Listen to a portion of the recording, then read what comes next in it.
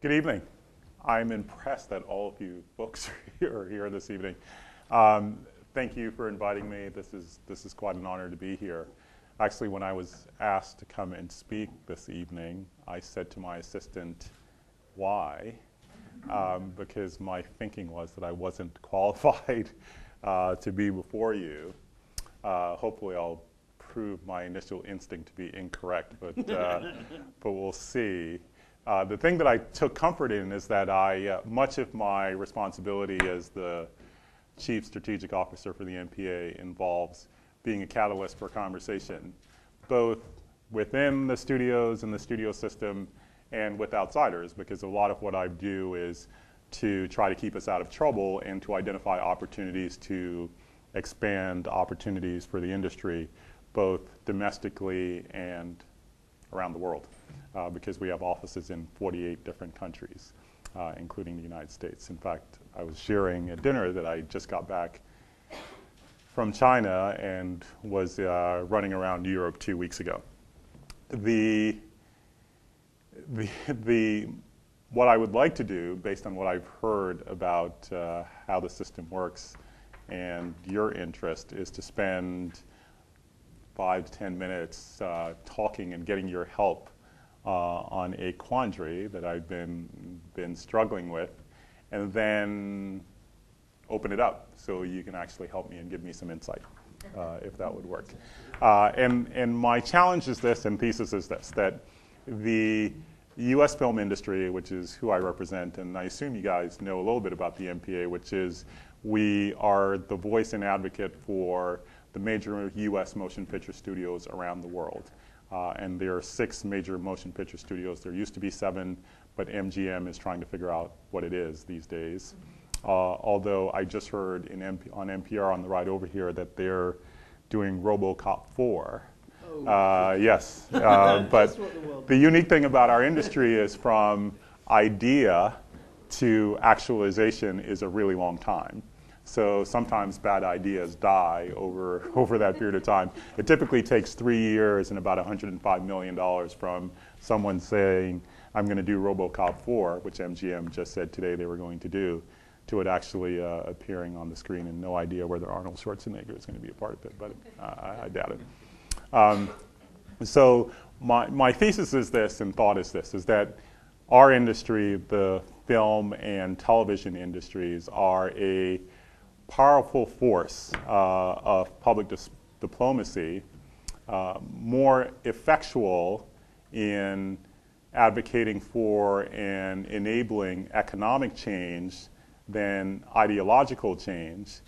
But what do we do with that? And so we know that people look to our industry as a beacon, if you will, and it is a useful and potentially quite powerful tool for the United States, since the US film industry predominates around the world.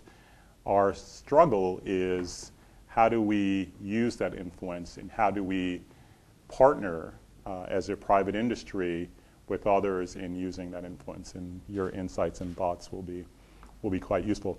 The reason I say that it's not as effectual as an ideological tool is, there are 2 principal reasons, and one we talked about a bit when we met at dinner before coming here, is that most artists aren't willing to accede to any master in designing and defining what a film is about.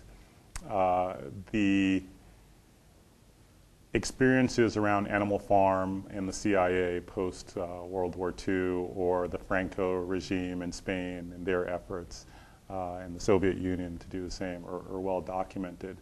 But for the most part, the people who make motion pictures and television shows have an artistic vision which presents both the best of America and oftentimes the worst. And so using our film and television shows as a tool for ideological change is, in my mind, incomplete as a tool for change.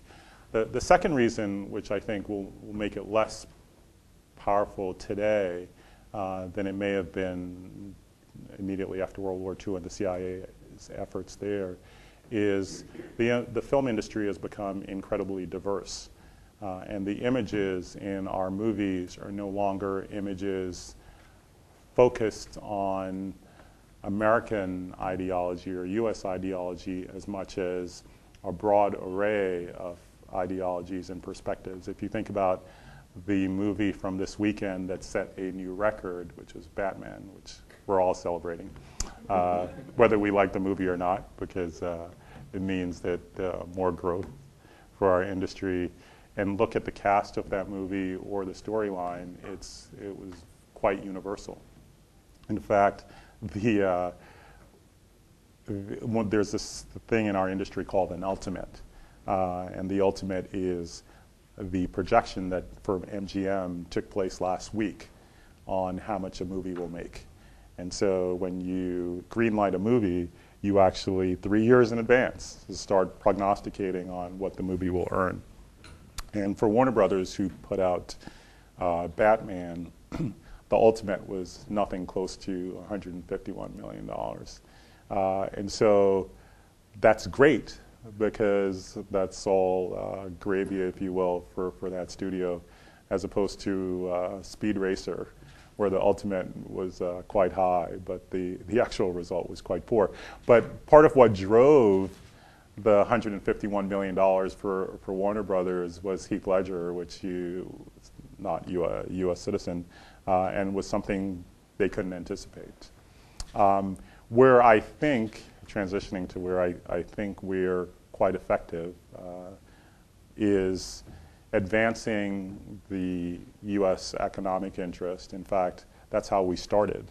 We were essentially 75, 76 years now, an adjunct to the State Department. We were called, for the first 10 years of our existence, the little State Department. We signed international treaties, one of our first ones with the UK. But you don't need the Senate approval. Yeah, exactly. We were our Senate and House, and we were essentially a nation. In fact, the Vatican is the smallest nation. We were, at the time, probably the smallest nation. And at the time, where our ideological influence may have been greater, the thought at that time, which may have been short-sighted, as we discussed, was more focused on economic issues. Today, I think that's where we can wield the greatest influence. Part of that is the power that we hold in the United States. Second to the aviation industry, we are the U.S. economy's largest export. We have a positive balance of trade with every country in the world almost every year. From time to time, we'll have a negative balance of trade with China, but that's not consistently the case. And as a result of that, the U.S. government has used our industry as a way of opening up markets around the world. And that's worked because in many marketplaces, they look at our industry as something that they would like to emulate and establish locally. In China, there are significant market barriers, and that's why I was there.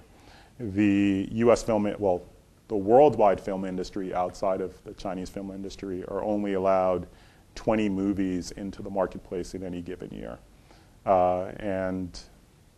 Most of those movies are U.S. films, but still, when we produce 590 movies on average in any given year, 20 is rather small. The hope that we see for breaking into that marketplace and the glimmer of light that I saw when I was in China last week was the realization that much of the stature of our industry in the United States could be replicated there if there were greater liberalization on the market access issues, particularly on new media. there is a regulatory regime there, and this behemoth that's actually in one of the last old-style Russian building in China called SARFT. It's the State Administration of Radio, Film, and TV, and we meet with SARFT all the time. And this time there was a dramatic change, particularly as we talked about new media issue, because perspective was we actually want to enable the investment that's flowing into the country in new media. A number of U.S. venture capital funds have decided that with 1 billion people, there are real opportunities in China for new media. And so there's a lot of capital flowing into the country, and they want to encourage that, and so are doing so.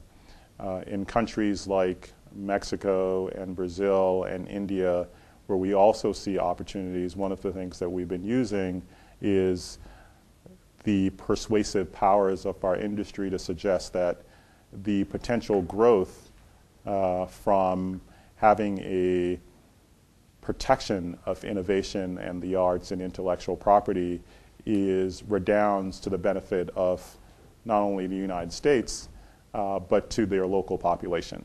So it lifts all boats, if you will. You know, you have a better social, economic growth if you can encourage the growth of our industry.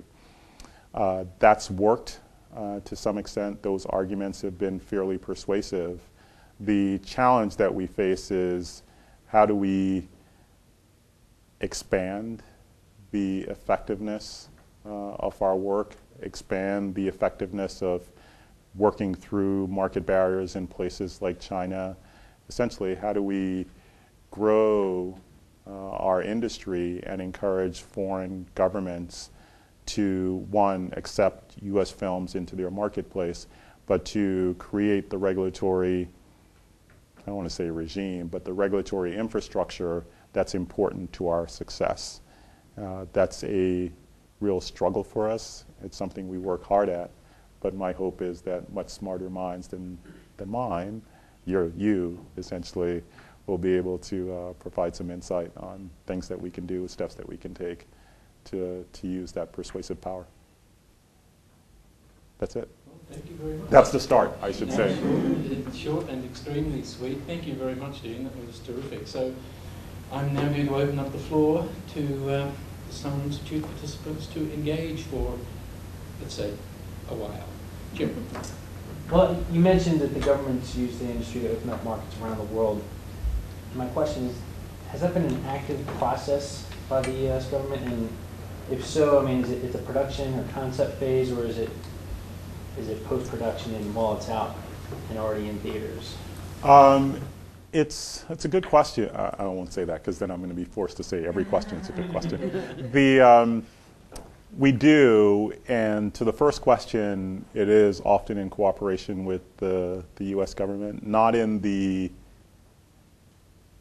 a per film basis, so not in pre-production necessarily, but more as a general matter. For example, with China, one of the things that we've done is to persuade the U.S. government, not us alone, but us and other industries, to bring a WTO case against the Chinese government because of the lack of market access and the high level of piracy in that market. And we often work with the U.S. government on markets where we, particularly the Department of Commerce and USTR, on markets where we face infrastructure barriers to try to penetrate those markets. And so whenever a new free trade agreement is being negotiated, we get our issues on the table. And we have had a fair amount of success in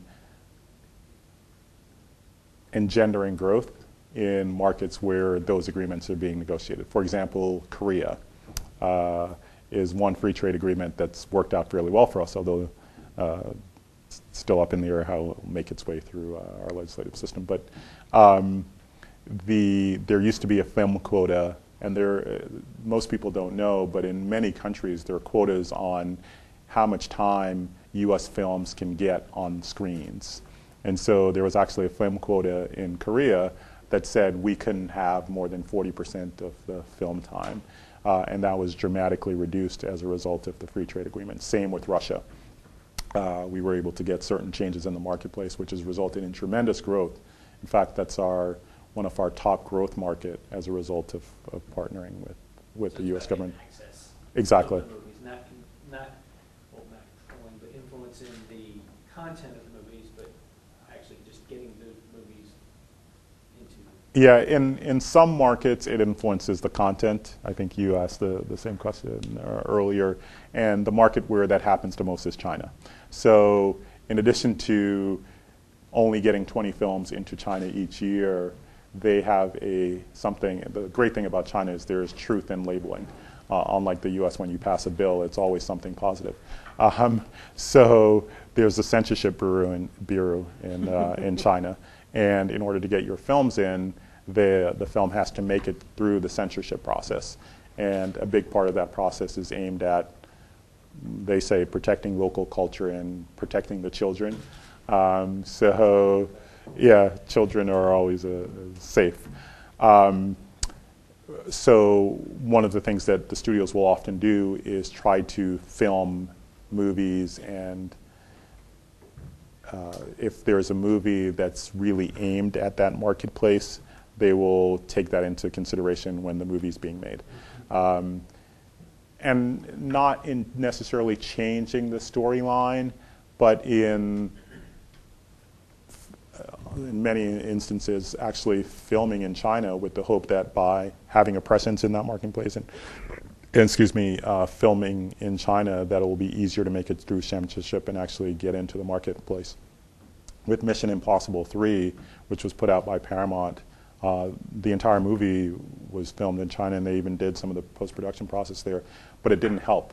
The movie was actually kept out of the country for much longer than they expected.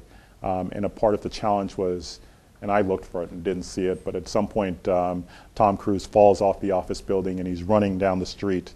And apparently in the movie, in the original version, there was, you could see laundry like just hanging in the street. You'll have to watch it again.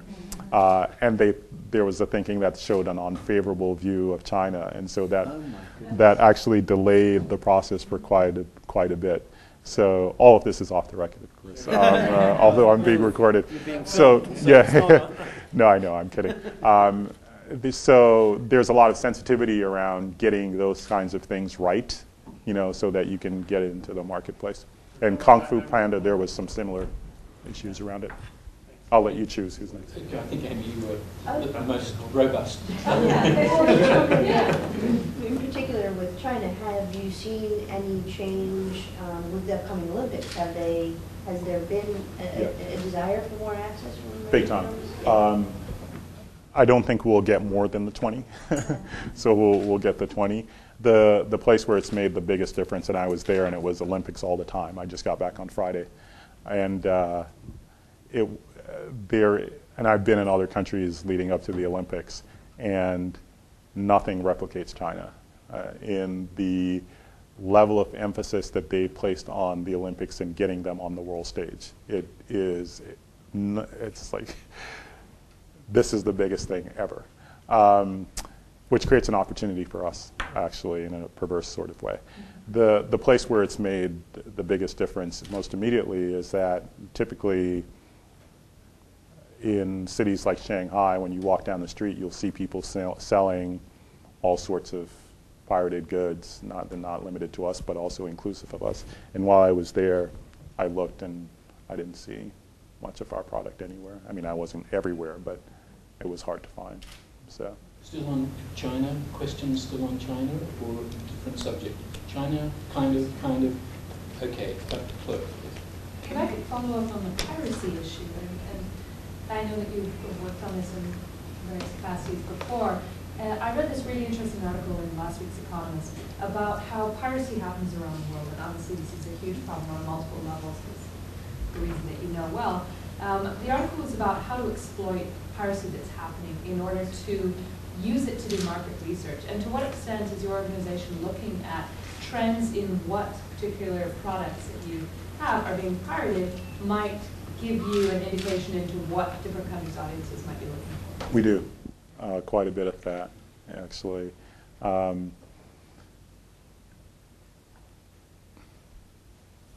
being filmed, so I want to be careful about how I phrase it.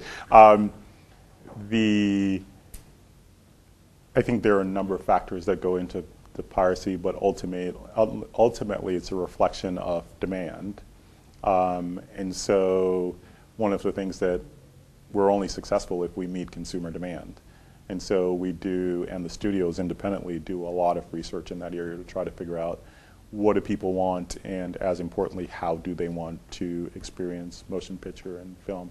And in television, and the changes that you see in the industry, whether it's streaming or moving up DVD and video on demand to be just one window, the efforts at experimenting with making movies of high definition, high quality content available in the home earlier, all of that is driven by that research and business intelligence. So yeah, absolutely.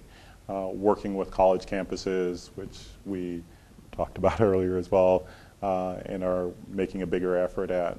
A lot of our aim is to not only get schools to integrate into their honor code content protection issues or IP protection issues, but to give students broader offerings around television and film content. You know, I was on the phone with one of my alma maters today, which I just learned what alma mater means.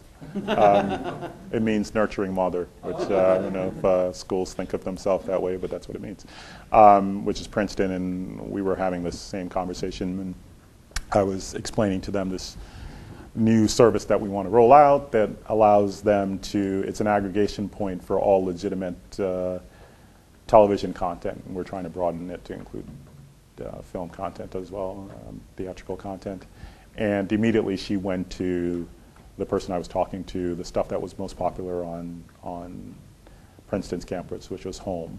And so we do a lot of that kind of studying on college campuses too, to try to figure out, you know, what do people want and how do they want it.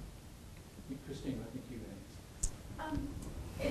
sort of partial comment, partial statement. You know, when you were sort of introducing, talking about how you felt like the industry was more useful in terms of opening up economic markets or sort of development rather than kind of content because artists can't be controlled.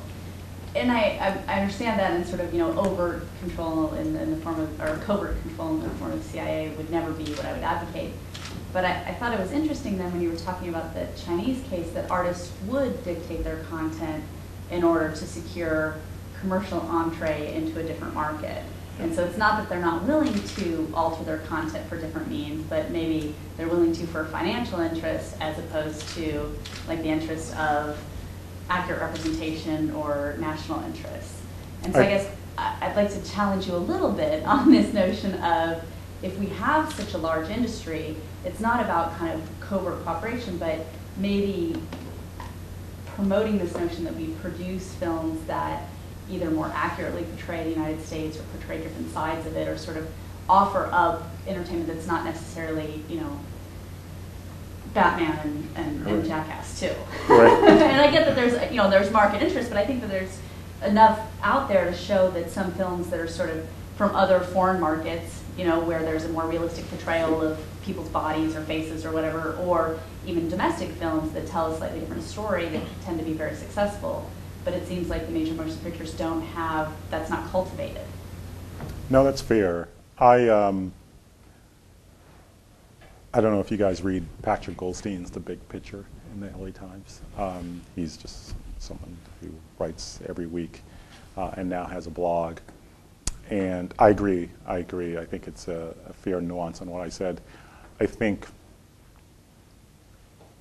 implicit with what you said at the end is that we could do a better job of showing the wide array of stuff that comes out of the industry, or in fact we could produce a broader array of stuff. And what I often say in response to that is we do.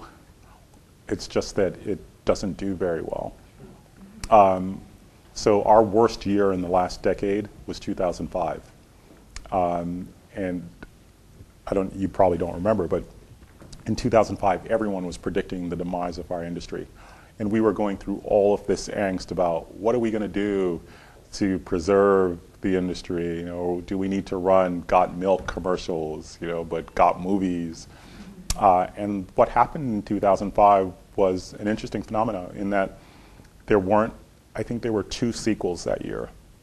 And the movies that came out were mainly from the independent divisions of the studios for whatever reason, because of the normal cycle. And it was a horrible year because, in general, people don't want to see those movies on a mass scale. And part of our challenge is that the average cost of producing a movie is $105 million. And so how do you do something or satisfy the instinct and interest of some segment of the population in artistic movies, but also make enough return to continue to make these blockbusters? And it's a challenge for us. I think that we do because there are 590 movies that are produced every year, but the ones that are most well-known are the ones that do really well, because they help us to survive. Thank you. Go ahead. You have a follow-up. Go ahead. Just, I guess I want to really. I like President Bush's press conference because he allows no follow-up. No follow-up. Thank you. I So- appreciate that departure. I mean, I guess part of it is also, if you're offering as a viable, it seems like other film industries have budgets that don't go anywhere near $105 million. And I understand that we have costs associated, talent, whatever, that might do that. But it seems also that that's also kind of a structural thing that something like You're your right. organization could influence, that maybe having sort of expectations around movies that are going to cost $105 million and make, $250 million, that's not the only business model. And in fact, if they're willing to make adjustments to sort of gain market access to China, maybe they would make adjustments in other areas to gain sort of a different market here at home, but a different market overseas. No, it's a good point. France does that for their local industry. What's the impact of Hulu been on the industry, and has it been successful so far? And also, has it impacted piracy that you've noticed? It's been very successful, more successful than the folks at Fox Interactive. Oh, I'm sorry. Hulu maybe is a say joint Hulu venture is. between Fox and NBC, and they started out with just episode content from TVs, and they've moved on to incorporate more and more movies. So you can watch, like they just put Fifth Element on the other week, so you can watch all of Fifth Element. And the ads are pretty unintrusive, either at the top or just every 20 minutes or so there's a 30-second ad. So it's better than watching on TBS, which means that a 2-hour movie becomes a 3-hour movie with all the ads. Yeah. So I'm sorry, go ahead. No, it's a good explanation. It's been very successful. Unclear what the impact on piracy is or will be, just because it's so new.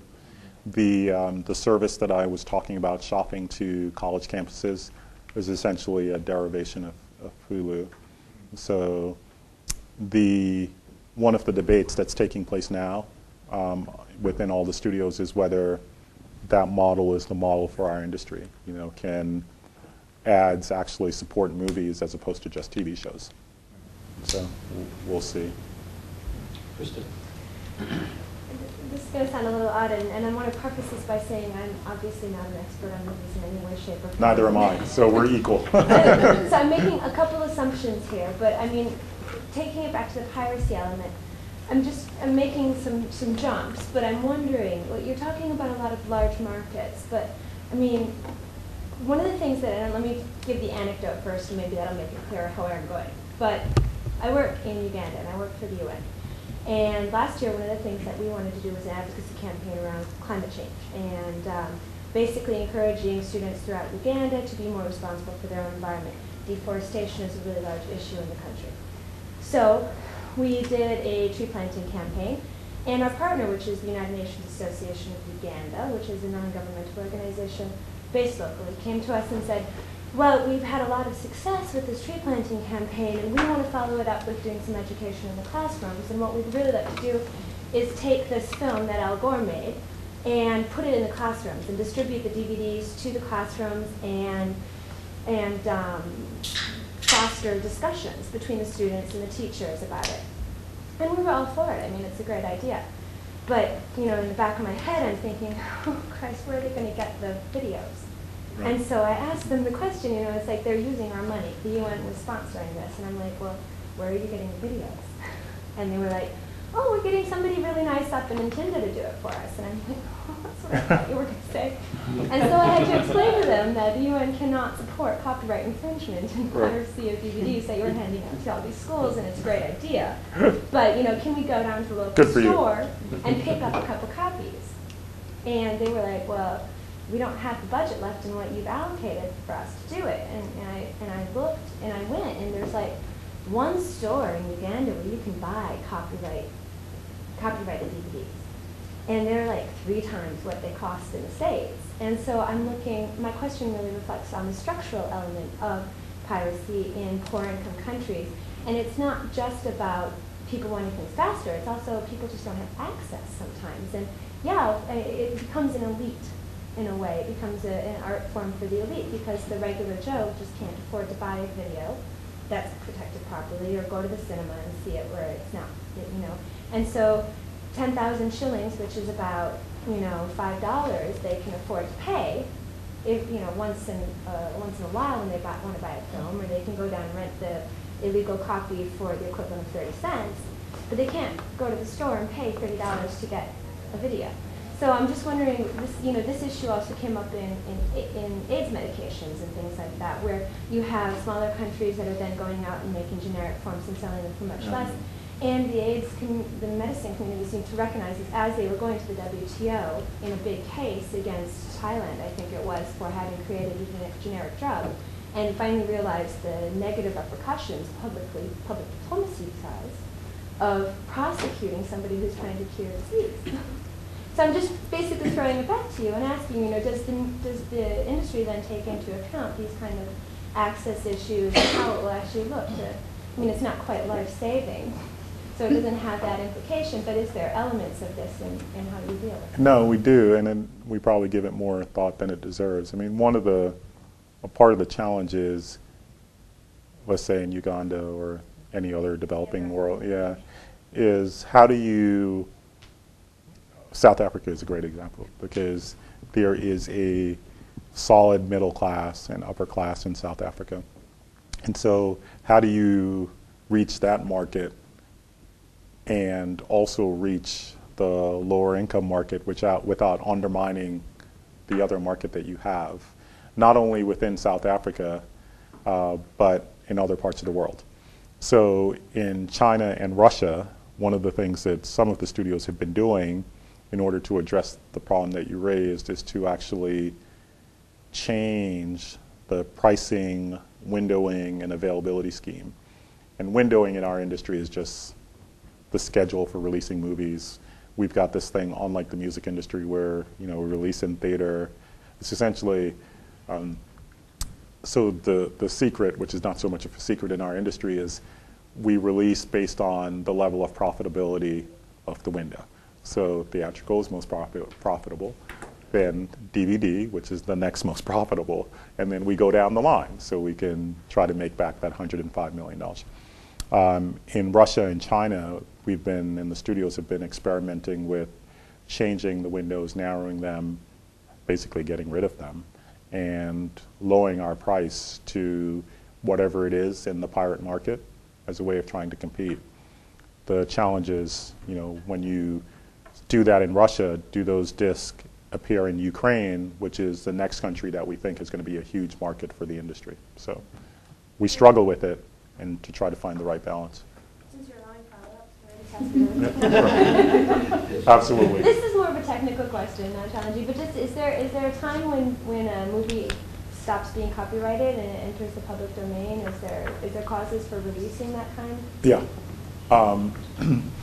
It varies, but there is essentially this thing called the Berne Convention that sets the model, and it's essentially 50, sometimes 75 years. It's the Disney rule, because Disney helped to win the Supreme Court in the United States that changed it from the death of the author So, because Mickey Mouse was actually going to go into the public domain some years ago, and the laws were changed to extend the time.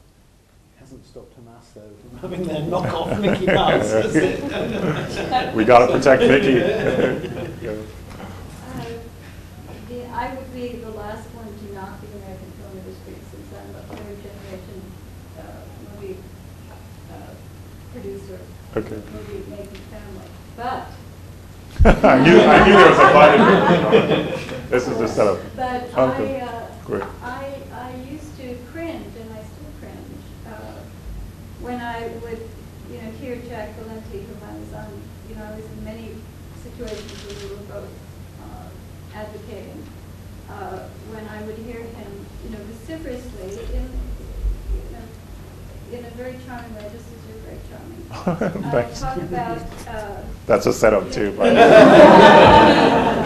waging lawsuits and using every other means at his disposal to break down the cultural barriers that some countries have erected to try to protect their home film industry and their cultural identity as expressed through film.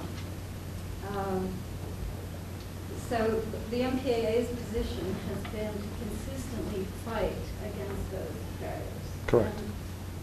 And you're doing it again in China, and it is one of the mandates in public, maybe the most important mandate that the MPAA and MPAA have. So on that, that you would acknowledge that. correct. Okay. Now on the I'm a other lawyer side- too, so I'm trying to predict where this is going. But I'll answer that question. Correct. Yes. On the other side, the industry is producing more and more expensive movies. And I think the new Narnia is $300 million. Yep. So you are essentially vacating. You'll follow where I'm going. Hey, it's a quality. We did it on the BBC. Wasn't the same, man. We did Narnia on the BBC at like 100,000 episodes. So it's being done bigger and better. Correct. So you're vacating so much of the budget spectrum, leaving us independent producers with a greater and greater opportunity on the one hand, but also the bigger challenge of competing. And on the other hand, we can't, because all of these European and other nations have set up barriers really to protect themselves against Hollywood, they also inadvertently bar us American independents from partnering with them. And to the extent the MPAA or the MPAA did enter into treaties, it did so on behalf of Hollywood. But we don't have, unlike other major film producing countries, we don't have a national film board or institute to make treaties. So my question is, even though it would not be on the surface, it seemed to be in the interest of the MPAA to help us as independents set up co-production treaties, can you conceive of that being possible? Because if, to the extent you do help keep the independent filmmakers sort of healthy and working, you're feeding the industry. And one could argue that at this point, with budgets getting bigger and bigger and bigger, very few first-timers are going to be given a budget of that magnitude to. So where did what happens to you, the farm team system? In the old days when I started, a Hollywood movie cost, a big movie, $30 million. Yeah, no, it's something. Now it's $300 million. No, I can. I'll try to be charming, as you said. Yes, I can conceive of that, and the reason I can is, I guess, two principal reasons. One, I think we're realizing more and more that in order for us to be successful, we have to work more closely with the independent film industry, and I don't know if that's a realization we came to on our own or we were forced to that by the Kirby Dick movie. A year and a half ago, there was a movie made partially about the MPA and our rating system and how... This film is not yet rated. Yeah, this which was produced by Kirby and directed by Kirby Dick. Yeah. And that whole brouhaha has led to closer working relationship with the local film industry. But even more broadly than that, well, I don't know if it led to it. It would probably have been a natural progression. It may have expedited it, but who knows. Even beyond that, I think one of the things we realize is that as we work to gain entry into new markets, that we can't do it solely as the big U.S. film industry, and a part of our success will be working with local players. In most countries today, you will not find us, the MPAA, taking the lead on many initiatives. In fact, we partner with the local film industry in almost everything that we do because we find that we're more successful, not only there as a part of advocacy, but as a part of producing. Local production is booming. In the last 6 months, 3 of the 6 studios have started local production companies. And so the studios are viewed as monolithic, but within a studio, there are typically 4 or 5 companies who are pretty much independent. They do their own thing. So theatrical folks have their own perspective. The video folks, they're really companies. They could be their own companies. And so they're now within those studios local production companies that realize in order to be successful in a particular marketplace, they have to partner with independents and local industry. Finally, the other phenomenon that's occurring is that all of the studios, because it's just so prohibitively expensive and so risky to make movies, for every Batman, there's a Speed Racer, they're producing fewer films.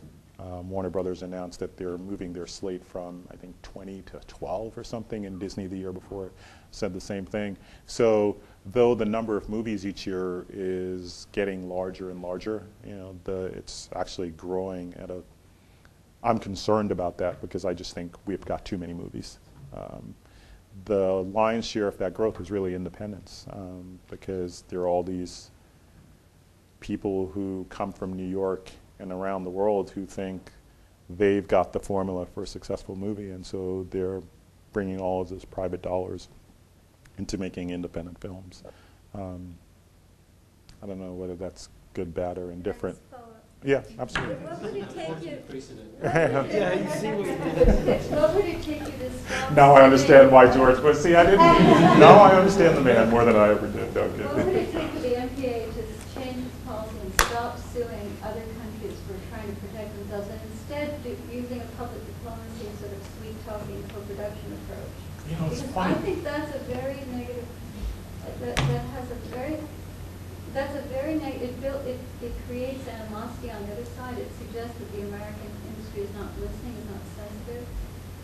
I really question How effective it is? Yeah, you know, that debate is raging right now, and I'm partially the person leading the debate, and I hate to keep harping on China, but China is the fulcrum for that conversation because my personal belief, informed by a lot of people that I've been talking to who live there, is that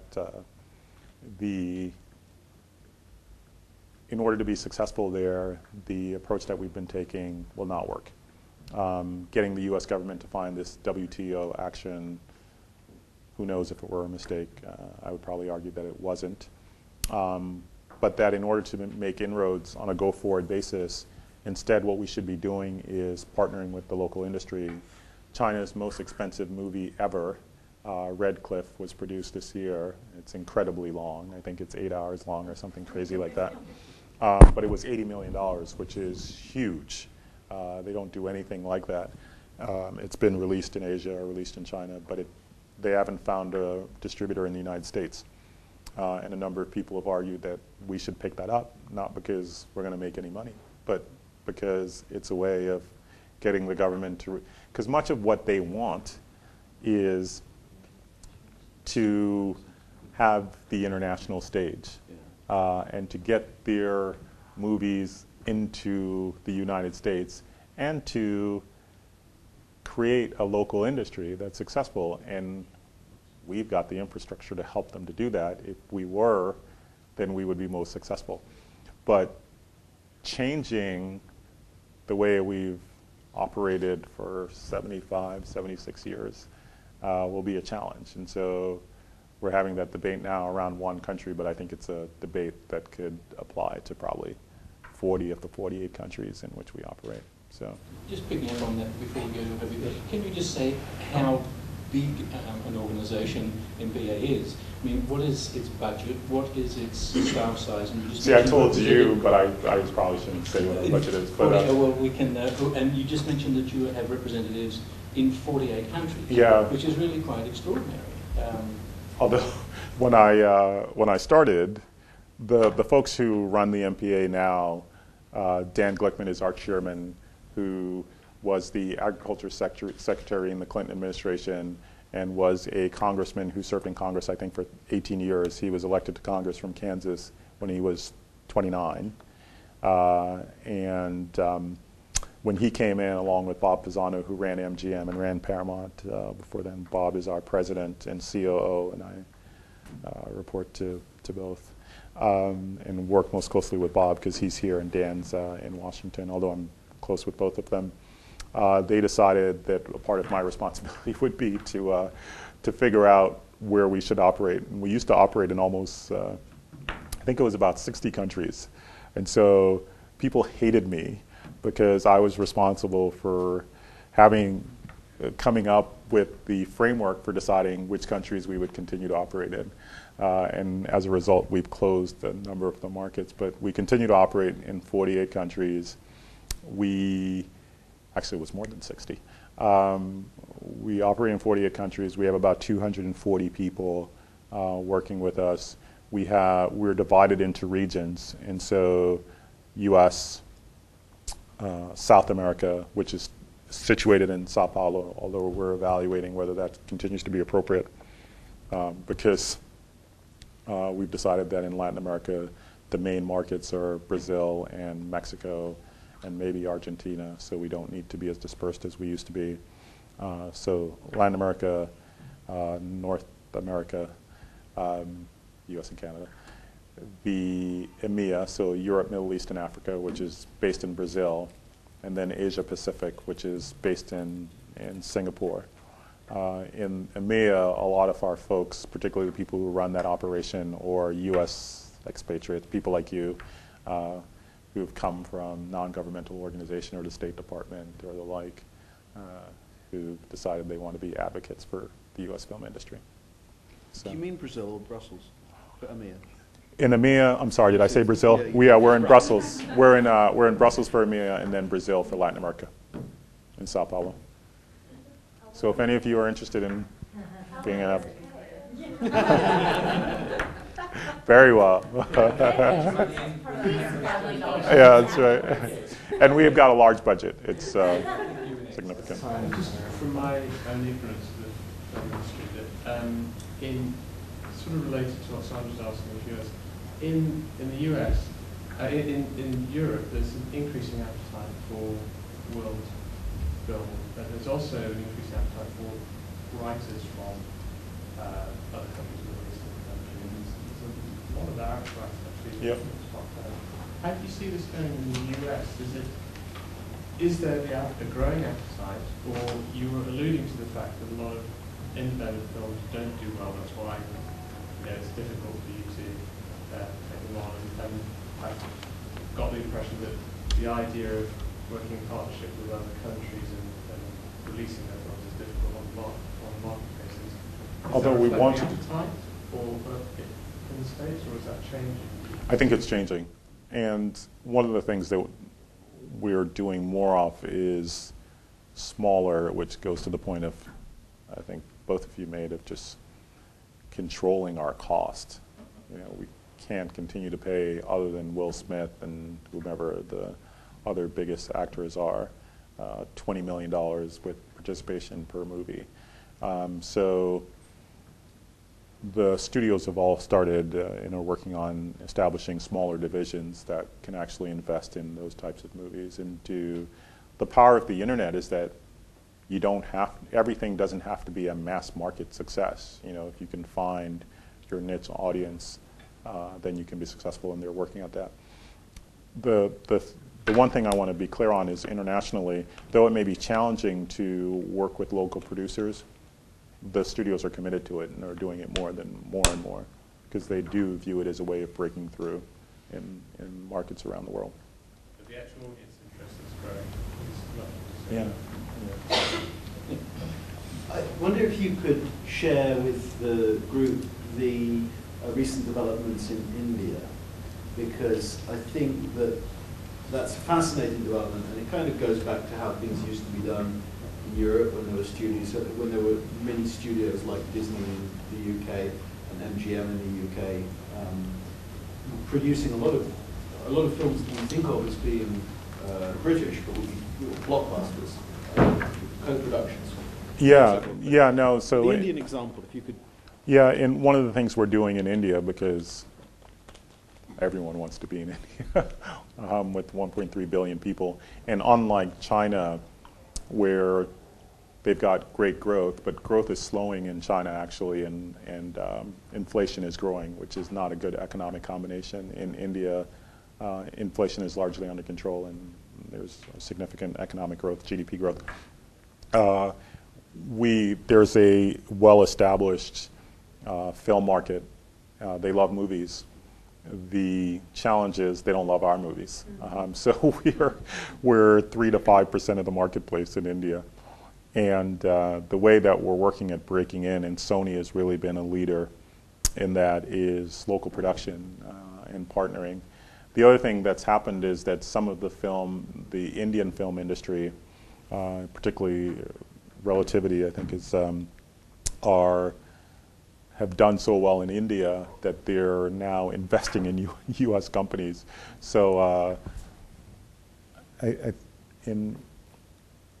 they just purchased and are trying to purchase Spielberg's interest in SKG, I think. And so that, dialectical, if you will, exchange is something that's happening more and more. One of the things that, following on the surprising global success of High School Musical, that rather than having gone around once selling everybody High School Musical, to then do an Indian version of High School Musical and then try and franchise a format. That's a really interesting. Yeah, and they're trying it. They're starting it in India, but doing it around the world. And the thing that's great about that, and while it's likely will be successful, is in Bollywood they're musicals anyway, and so High School Musical should do well, particularly if it's adapted for local culture. And we're trying to do. There's more of that. Actually, even Disney is doing a Disney China, and I heard the numbers that they're planning on investing in. I don't even know if that's. I don't know if it's been announced, so maybe I shouldn't be saying that. So I'll forget that one. So but would the concept be that there would be a Disney subsidiary studio operating within China? I don't know. Making movies for a Chinese. So this is the way that what used to happen was that there was an MGM in Borehamwood in the UK that would be making movies with British money in Britain, but that would have a global market and a UK market, so that it made it possible for the US to get a lot more screen time in the UK and to get product, UK talent that they could market around the world, so they made money at both. That all makes sense. And that would be a very smart business model for Disney to apply in China. Right. Because those wouldn't be among the 20 movies. They'd be among the however many Chinese movies that get released. Right. Good proposition. I'll tell you what I'm going to do, and that is to say that under videographer union rules, our videographer is going to finish filming. Okay.